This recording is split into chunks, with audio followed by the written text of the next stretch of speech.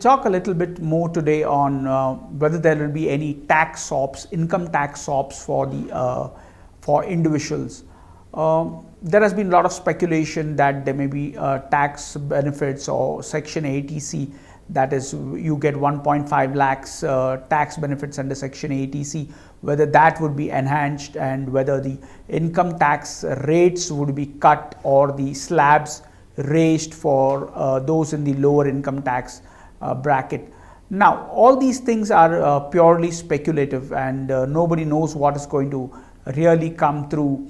There have been various different kinds of reports that the 5% tax brackets will move from 5 lakhs up till 7 lakhs, thereby benefiting several crore individuals.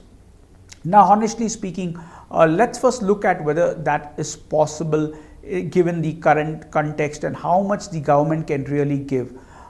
If you look at the really how much the government can give, the answer is it can't give too much. And let us tell you why it can't give too much in this Union Budget 2020.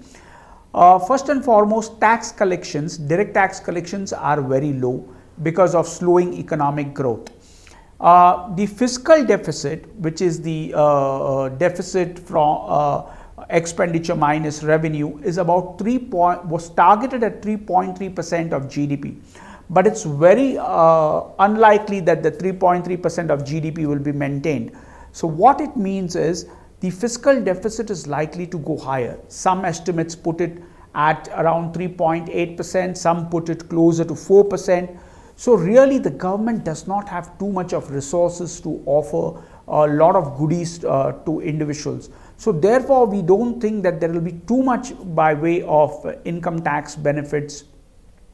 At best, we feel that the government may enhance the ATC, Section 80C from 1.5 to a slightly higher amount. Too many tax swaps for individual investors, given the fiscal constraints of the government, are unlikely to come through. That is our opinion. But on the other hand, there are arguments that if you cut income tax rates and you give tax swaps to individuals, what could happen is it would leave a higher disposable income in the hands of individuals, thereby spurring economic growth. Now, what happens, we all know, is when there is higher disposable income in the hands of individuals, they tend to go out and spend. When they go out and spend, it pushes economic growth, which in turn enhances your government revenue, and thereby it can, in fact, in the longer term, help to bridge the fiscal deficit. So there are arguments too, and for individual income tax rate cuts or various other tax proposals.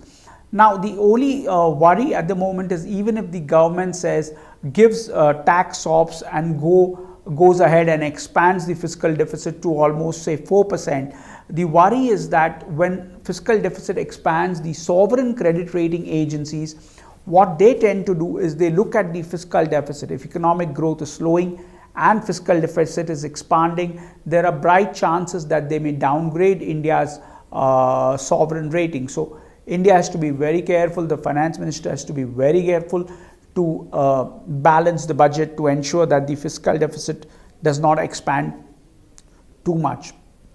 Having said that, it's a very difficult budget for Finance Minister Nirmala Sitharaman, simply because on the one hand you have a slowing economy, on the other hand you have fiscal deficit expanding. It's really a double whammy. But our take is that you might not get too many tax swaps, don't expect too many tax swaps, and a very big stimulus package from the finance minister. At best, it might be a very balanced budget, which also takes care of the fiscal deficit as well as the ensures that the economy starts growing. So it's very difficult to speculate one way or the other. We'll have to wait for February 1 and see what best comes out of it. We have 5 days more to go, so let's wait and watch.